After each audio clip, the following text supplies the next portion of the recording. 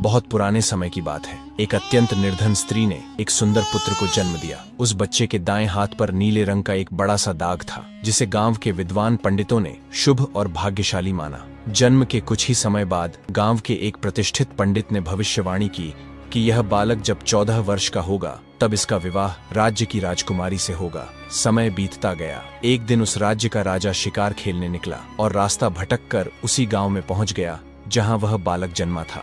गांव वाले राजा को पहचान नहीं सके, क्योंकि उन्होंने कभी उसे देखा ही नहीं था। बातचीत के दौरान गांव के एक वृद्ध ने राजा से कहा कि हाल ही में गांव में एक विशेष बालक ने जन्म लिया है, जिसके भाग्य में 14 वर्ष की आयु में स्वयं राजकुमारी से विवाह लिखा है। यह सुनकर राजा अत्यंत क्रोधित हो उठा। कुछ ही दिन पहले उसकी महारानी ने एक बेटी को जन्म दिया था। राजा स्वयं घमंडी और कठोर स्वभाव का था। राजा ने सोचा कि क्यों न मैं उस गरीब औरत को कुछ धन देकर उसका बच्चा उससे ले लूं और बच्चे का काम तमाम कर दूं, तो न ही वह भाग्यवान बच्चा रहेगा और न ही मेरी राजकुमारी से विवाह कर पाएगा। वह गांव के उस बूढ़े से बोला, बाबा तुम मुझे उस औरत के पास ले चलो। बूढ़ा व्यक्ति उस राजा को उस भाग्यशाली बच्चे की माँ के पास ले गया। राजा ने उस महिला से विनती की और बोला, तुम बहुत गरीब हो, इस बच्चे का पालन पोषण कैसे कर पाओगी? ये बच्चा मुझे दे दो, मैं इसे अच्छे से पालूंगा। पर वह गरीब औरत अपने बेटे को देने से लगातार इनकार करती रही। तब राजा ने उसे बहुत सारा धन दिया और कहा, इस धन से तुम अपना जीवन आराम से चला सकोगी और जब यह भाग्यशाली बच्चा बड़ा होगा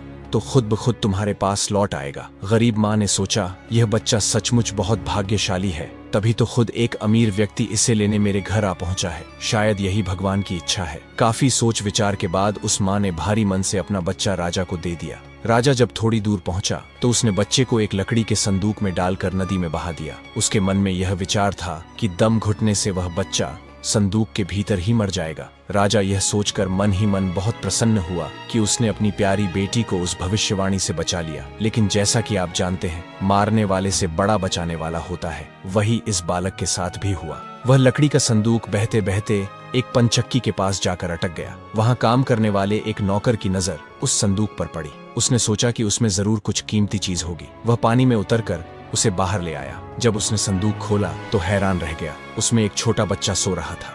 नौकर ने सोचा, यह बच्चा मेरे किसी काम का नहीं, क्यों न इसे अपने मालिक के पास ले चलूं? उनकी कोई संतान भी नहीं है, शायद वे इसे अपना लें। ऐसा सोचकर वह मालिक के पास गया। पनचक्की का मालिक उस बच्चे को देखकर बहुत खुश हुआ। उसे लगा जैसे भगवान ने उसकी और उसकी पत्नी की प्रार्थना सुन ली हो। पति पत्नी दोनों ने बहुत प्रेम और स्नेह से उस बच्चे का पालन पोषण शुरू कर दिया। जैसे जैसे वह बालक बड़ा होने लगा, उसके चेहरे की आभा और तेज बढ़ते गए। जो भी उसे देखता बस देखता ही रह जाता। एक दिन भाग्य ने फिर कुछ ऐसा मोड़ लिया कि राजा एक बार फिर उसी बच्चे के पास जा पहुंचा। राजा किसी काम से उसी रास्ते से बाहर जा रहा था जिस रास्ते पर वह पनचक्की थी। तभी रास्ते में अचानक बहुत बड़ा तूफान आ गया, तो राजा को उसी पनचक्की के पास रुकना पड़ा। पनचक्की पर एक सुंदर युवक को बैठा देखकर राजा चौंका। उसने पनचक्की के मालिक से पूछा, क्या यह तुम्हारा बेटा है? यह तो बहुत ही सुंदर है। पनचक्की का मालिक बोला, हाँ, यह मेरा बेटा है, क्योंकि मैंने ही इसे पाल पोस कर बड़ा किया है। आज से करीब 14 साल पहले यह बच्चा हमें एक लकड़ी के संदूक में मिला था। राजा को पुरानी बातें एकदम ताजा हो गईं। चक्की के मालिक की बात सुनकर राजा को बहुत आश्चर्य हुआ कि वह बच्चा, जिसे वह अब तक मरा हुआ समझ रहा था, अभी तक जिंदा है। उसने उस लड़के को खत्म करने की एक और तरकीब सोची। वह पंचक्की के मालिक से बोला, क्या आप इस लड़के को मेरा एक काम करने की आज्ञा दे सकते हैं? दरअसल मैं रानी के पास एक पत्र भिजवाना चाहता हूँ। यह पत्र बहुत ही जरूरी है। मैं इस काम के लिए इसे सोने के 2 सिक्के दूंगा। चक्की का मालिक उसे भेजने के लिए तैयार हो गया और लड़का भी फौरन राजी हो गया। राजा ने झट से अपनी रानी को एक पत्र लिखा। उसने लिखा, जैसे ही यह लड़का तुम्हारे पास मेरा यह पत्र लेकर पहुंचे, तुम इसे मरवा देना और महल से दूर दफनवा देना। यह सब कुछ मेरे वापस आने से पहले हो जाना चाहिए। इतना लिखने के बाद पत्र को मुहरबंद कर राजा ने वह पत्र उस लड़के को दे दिया। लड़का वह पत्र लेकर राजमहल की ओर चल दिया। वह आज तक कभी अपने घर से बहुत दूर नहीं गया था, इसलिए वह राजमहल का रास्ता नहीं ढूंढ सका और जंगल में भटकने लगा। शाम ढल चुकी थी। तभी उसे अंधेरे में दूर एक रोशनी दिखाई दी। वह दौड़कर उस रोशनी की ओर गया तो देखा कि वहां एक छोटा सा कच्चा घर था। उस घर में कोई दरवाजा नहीं था। जब वह अंदर गया तो देखा कि एक बूढ़ी औरत आग जलाकर अकेली बैठी है। बूढ़ी औरत ने उससे पूछा, बेटा तू कहाँ से आ रहा है और तुझे कहाँ जाना है? लड़का बोला, मैं पास के गांव की पंचक्की से आ रहा हूँ और रानी माँ को यह खत देने जा रहा हूँ, लेकिन मैं रास्ता भूल गया हूँ और अंधेरा हो गया है। तभी मुझे दूर यह घर दिखाई दिया तो रात बिताने के लिए यहाँ चला आया। बूढ़ी औरत को उस लड़के पर बहुत दया आई, क्योंकि वह जगह डाकुओं का अड्डा था और वह बूढ़ी औरत उन्हीं की नौकरानी थी। उसे डर था कि अगर डाकुओं ने लड़के को देख लिया तो वे उसे मार डालेंगे। ये जानकर लड़का थोड़ा घबरा गया, पर अंधेरे में कहीं और जाना भी आसान नहीं था और दिन भर चलने से वह बहुत थक चुका था, इसलिए उसे जोरों की नींद आ रही थी। बुढ़िया के कहने पर वह घर के एक कोने में चुपचाप जमीन पर सो गया। आधी रात के बाद जब डाकू घर लौटे तो किसी अजनबी को अपने ठिकाने पर देखकर वे बुढ़िया पर बहुत गुस्सा हुए। तब बूढ़ी नौकरानी ने उन्हें सारी बात बता दी और वह चिट्ठी भी डाकुओं के सरदार को सौंप दी जो लड़के ने उसे दिखाई थी। राजा की मुहर देखकर डाकुओं को शक हुआ। सरदार ने बड़ी सावधानी से चिट्ठी को खोला और पढ़ा। उसमें लिखा था कि जैसे ही यह लड़का रानी के पास पहुंचे उसे मरवा कर महल से दूर दफनवा देना। सोते हुए उस मासूम बच्चे को देखकर सरदार को उस पर बहुत तरस आया। उसने वह चिट्ठी फाड़ दी और उसकी जगह एक नई चिट्ठी लिखकर उसमें रख दी। उस नई चिट्ठी में लिखा था, जैसे ही यह लड़का राजमहल में पहुंचे तुम इसका विवाह राजकुमारी से कर देना। ये कार्य मेरे लौटने से पहले पूरा हो जाना चाहिए। इतना लिखकर सरदार ने वह पत्र उस लड़के के पास में रख दिया और सुबह होने से पहले ही डाकू वहां से चले गए। सुबह जब वह लड़का सोकर उठा तो उस बूढ़ी ने उसे कुछ जलपान कराया। फिर वह लड़का राजमहल की ओर चल पड़ा। राजमहल पहुंचकर उसने वह खत रानी माँ तक पहुंचा दिया। रानी ने जब खत पढ़ा तो उसे बड़ा आश्चर्य हुआ कि राजा ने यह कैसी आज्ञा दी है, एक अनजान लड़के से अपनी राजकुमारी का विवाह करने की। रानी ने देखा कि खत पर राजा की साक्षी मोहर लगी हुई थी, इसलिए उसने सोचा कि यह कोई धोखा भी नहीं हो सकता। राजा के वापस आने से पहले ही उसे अपनी बेटी का विवाह इस लड़के से करना था। रानी ने लड़के को अपने पास बुलाया। उसका भोला भाला और सुंदर चेहरा देखकर रानी को वह लड़का बहुत पसंद आया और उसने अगले ही दिन अपनी बेटी का विवाह उससे कर दिया। लड़का राजकुमारी के साथ सुखपूर्वक उस महल में ही रहने लगा। कुछ महीनों बाद राजा वापस अपने राजमहल में आया तो वह उस लड़के के बारे में जानने के लिए बहुत उत्सुक था। उसने महारानी से पूछा, उस खत वाले लड़के का क्या हुआ? महारानी बोली, आपके कहे अनुसार मैंने उस लड़के का विवाह अपनी राजकुमारी से करवा दिया। राजा यह सुनकर बहुत गुस्से में आ गया। जिस बात को वह नहीं होने देना चाहता था आखिर वह हो गई। उसने अपनी पत्नी से वह खत मांगा। राजा ने उसमें उस लड़के से राजकुमारी के विवाह की बात पढ़ी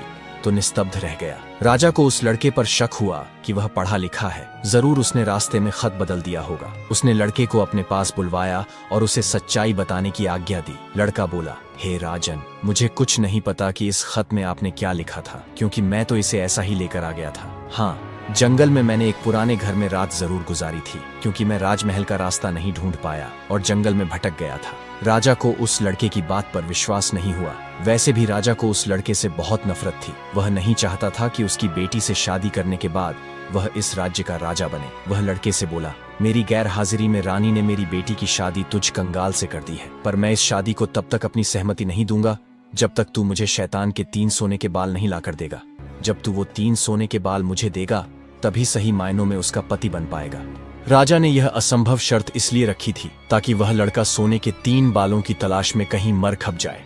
लड़के को पता था अगर वह राजा की बात नहीं मानेगा तो राजा उसे मरवा देगा, इसलिए उसने सोचा कि क्यों न कोशिश की जाए, शायद वह सोने के 3 बाल लाने में सफल हो जाए।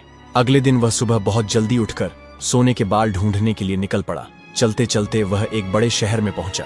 शहर के प्रवेश द्वार पर एक बड़ा सा गेट था जहां हथियारों से लैस सिपाही पहरा दे रहे थे।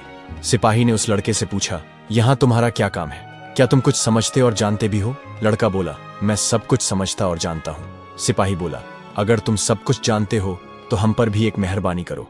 हमें भी बताओ कि शहर की सीमा पर जो यह कुआं है, पहले इससे मीठा पानी निकलता था, पर अब इसमें पानी ही नहीं है, ये सूख गया है। क्यों? लड़का बोला, अभी तुम थोड़ा सब्र करो, जब मैं अपना काम खत्म करके वापस आऊंगा तो तुम्हें बताऊंगा। इतना कहकर वह गेट से निकलकर आगे गया। काफी चलने के बाद वह दूसरे शहर के बड़े से गेट पर पहुंचा तो वहां पर भी एक हथियारबंद सिपाही पहरा दे रहा था।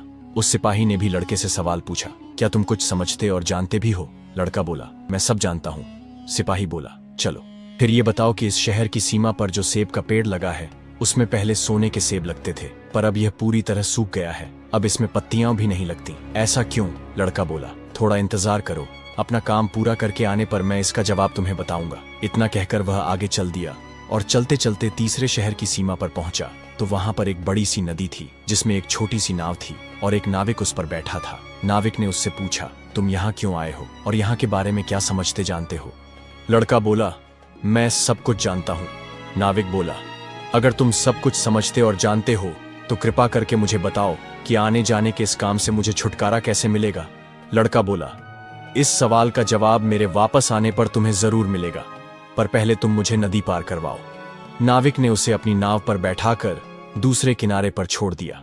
जैसे ही वह नदी के दूसरे किनारे पर गया, उसे वहां नीचे की ओर जाने वाला कच्चा और अंधेरा सा रास्ता दिखाई दिया। वह उसी रास्ते पर चल पड़ा। काफी नीचे पहुंचने पर वह एक पुराने से घर के पास पहुंचा, तो वह उस घर के अंदर गया। तब उसे एक बूढ़ी औरत मिली। वह बुढ़िया एक जादूगरनी थी। वह बोली, अरे बच्चे, तू कौन है और यहाँ पर क्यों आया है? तुझे पता नहीं कि यहाँ पर राक्षस रहता है? लड़का बोला, मैं ठीक जगह पर आया हूँ। अब तुम मेरी सहायता करो। मुझे राक्षस के सिर के 3 सोने के बाल चाहिए, नहीं तो मुझे मेरी पत्नी कभी वापस नहीं मिलेगी। बूढ़ी जादूगरनी को उस लड़के पर तरस आ गया। बूढ़ी औरत बोली, बेटा, यह तो तेरी बहुत बड़ी मांग है, इसे पूरा करना इतना आसान नहीं है। राक्षस घर वापस आने ही वाला है। वह तुझे देखेगा तो कच्चा ही चबा जाएगा, इसलिए मुझे ही तेरी रक्षा करनी पड़ेगी। उस बूढ़ी जादूगरनी ने उसे अपने जादू से एक मक्खी बना दिया। लड़का बोला, बूढ़ी माँ, मुझे आपसे 3 सवालों के जवाब भी पूछने हैं। पहला सवाल है, एक कुआं जिसमें पहले शरबत की तरह मीठा पानी निकलता था, आजकल क्यों सूख गया है? दूसरा सवाल है कि एक सेब का पेड़ जिस पर पहले सोने के सेब लगते थे, अब उस पर पत्ते भी नहीं लगते, वह पेड़ क्यों सूख गया है? तीसरा सवाल है कि एक नाविक को क्यों हमेशा इधर से उधर जाना पड़ता है, उसे इससे छुटकारा क्यों नहीं मिलता? बूढ़ी जादूगरनी बोली, ये तीनों बड़े कठिन सवाल हैं। इन सवालों के जवाब भी हमें राक्षस से ही मिल सकते हैं, पर अब तू चुपचाप छुप जा, नहीं तो जिंदा नहीं बचेगा। थोड़ी ही देर में राक्षस घर पहुंचा। अंदर घुसते ही उसने शोर मचाना शुरू कर दिया। मुझे अपने घर में किसी मनुष्य की गंध आ रही है, आज जरूर कुछ गड़बड़ है। इतना कहकर उसने पूरे घर में झांक कर देखा, पर उसे कोई भी मनुष्य नहीं मिला। उसकी धाई माँ उस पर गुस्सा करने लगी और बोली, अभी कुछ देर पहले ही तो मैंने पूरा घर साफ किया है, मुझे तो यहाँ कोई मनुष्य नहीं दिखाई दिया। लगता है तेरी नाक में ही मानस गंध घुस गई है। चुपचाप आराम से बैठ और भोजन कर। वह चुपचाप खाना खाकर वहीं जमीन पर बिछी हुई बड़ी सी चटाई पर लेट गया। लेटते ही उसे नींद आ गई। उसकी धाई माँ भी आज उसके पास बिछी दूसरी चटाई पर लेट गई। जब राक्षस नींद में जोर जोर से खर्राटे लेने लगा, तो धाई माँ ने उसके सिर से सोने का एक बाल उखाड़ लिया। राक्षस दर्द से कराह उठा और बोला, ओ माँ, तू ये क्या कर रही है? मेरे बाल क्यों खींच रही है? धाई माँ बोली, बेटा, मैंने अभी भयंकर सपना देखा, तो डर के मारे तेरे बाल पकड़ लिए। राक्षस बोला, ऐसा कौन सा सपना था जिससे तू इतना डर गई? बूढ़ी धाई माँ बोली, मैंने सपने में देखा कि बाजार वाला कुआं जिससे शरबत निकलता था अब सूखा पड़ा है। इसमें किसका कसूर है? राक्षस बोला, इसे सिवाय मेरे कोई नहीं जानता। उस कुएं के नीचे एक बड़ा सा पत्थर है और उसी पत्थर के नीचे एक बड़ा सा मेंढक रहता है। वह मेंढक सारा शरबत पी जाता है, इसलिए जब तक उसे मारा नहीं जाएगा तब तक शरबत नहीं निकलेगा। इतना कहकर राक्षस फिर जोर जोर से खर्राटे भरने लगा। कुछ पल बाद धाई माँ ने उसके सिर से सोने का दूसरा बाल उखाड़ लिया। राक्षस फिर जोर से चीखा, ओ माँ, ये तू क्या कर रही है? धाई माँ बोली, बेटा, बुरा मत मान, मैंने फिर से एक अजीब सा सपना देखा था। राक्षस ने पूछा, ऐसा कैसा सपना था जिससे तू इतना डर गई थी? बूढ़ी बोली, मैंने सपने में देखा कि राज्य की सीमा पर जो सेब का एक पेड़ है जिस पर पहले सोने के सेब लगते थे, अब सूख गया है। इसके सूखने का क्या कारण है? राक्षस बोला, इस पेड़ की जड़ में एक चूहा रहता है जो इसकी जड़ों को काटता रहता है। अगर उस चूहे को मार दिया जाए तो वह पेड़ फिर से सोने के सेब देने लगेगा। पर अब तू मुझे अपने सपनों से परेशान मत कर, मुझे चैन से सोने दे। इतना कहकर राक्षस फिर जोर जोर से खर्राटे लेने लगा।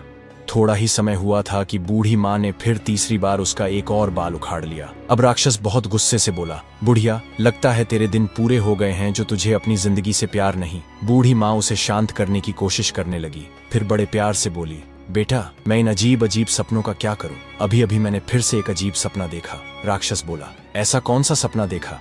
जल्दी कह, मुझे जोर से नींद आ रही है। बूढ़ी माँ बोली, मैंने सपने में देखा कि मुझसे एक नाविक शिकायत कर रहा था कि उसे हर समय इधर से उधर जाना पड़ता है, उसे इससे छुटकारा क्यों नहीं मिलता? इसमें उसका क्या कसूर है? राक्षस बोला, वह नाविक मूर्ख है, उसे पता नहीं है कि वह एक श्रापित चप्पू को पकड़े हुए है। जिस दिन वह किसी और आदमी के हाथ में अपना चप्पू दे देगा, उसे हर रोज के आने जाने से छुटकारा मिल जाएगा। इतना कहकर राक्षस बोला, बुढ़िया, अब की बार तूने मुझे परेशान किया तो तुझे जान से मार दूंगा। सुबह होते ही बूढ़ी माँ ने उस मक्खी बने लड़के को अपनी झोपड़ी से बाहर निकाला, फिर उसे उसके असली रूप में कर दिया और उसे 3 सोने के बाल देकर बोली, अपने तीनों सवालों के जवाब तो तू सुन ही चुका है, अब यहाँ से भाग जा। अब लड़का बाल लिए अपने ससुर के राज्य की ओर चल पड़ा। रास्ते में उसे फिर वही नाविक मिला। नाविक ने जब उसे दूसरी ओर उतारा तो वह लड़का बोला, तुम अपना यह चप्पू किसी और के हाथ में दे देना, तभी तुम्हें इस रोज रोज के आने जाने से छुटकारा मिल जाएगा। जब दूसरे सिपाही को उसने उसके प्रश्न का उत्तर बताया तो उसने बहुत सारा धन एक गधे पर लाद कर उस लड़के को इनाम के रूप में दिया। वह उस धन से लदे हुए गधे को लेकर जब पहले सिपाही के पास पहुंचा तो उसे भी उसके प्रश्न का उत्तर बताया। उस सिपाही ने भी बहुत सारा धन एक गधे पर लाद कर उसको इनाम दिया। अब वह सोने के 3 बाल और 2 गधों पर ढेर सारा धन लेकर अपने ससुर के पास पहुंचा तो उसे देखकर राजा हैरान रह गया। तीनों बाल और धन से भरे हुए 2 गधों को देखकर राजा ने उससे पूछा, तुम्हें यह इतना ढेर सारा धन कहाँ से मिला? लड़का बोला, मैं नदी के उस पार गया था, वहां मुझे बहुत सारा धन मिला, उसमें से कुछ धन मैं अपने साथ ले आया। राजा को लालच आ गया। वह लड़के से बोला, क्या मैं भी नदी के उस पार से तुम्हारी तरह कुछ धन ला सकता हूँ? लड़का बोला, क्यों नहीं। उस नदी में नाव पर एक नाविक बैठा है जो अपनी नाव से आपको उस पार ले जाएगा, पर आप उसका चप्पू उससे लेकर नाव को खुद चलाइएगा तो नदी की दूसरी ओर पहुंचकर तुम्हें ढेर सारा धन मिलेगा। लालची राजा इतना सुनकर नदी की ओर चल पड़ा। वहीं छोटी सी नाव पर वह नाविक बैठा था। राजा उस नाविक के पास गया और उसके हाथ से उसका चप्पू लेकर खुद नाव चलाने लगा। अब उस नाविक को रोज के आने जाने से छुटकारा मिल गया और राजा को उसके कर्मों के अनुसार सजा मिल गई। अब वह उस नाव पर इधर से उधर करता रहता। अब राजमहल में लड़का राजकुमारी के साथ खुशी खुशी जीवन बिताने लगा। तो दोस्तों, ये कहानी हमें यह बताती है कि लालच का अंत हमेशा बुरा होता है, जबकि ईमानदारी और समझदारी से इंसान सफलता और सुख को प्राप्त करता है।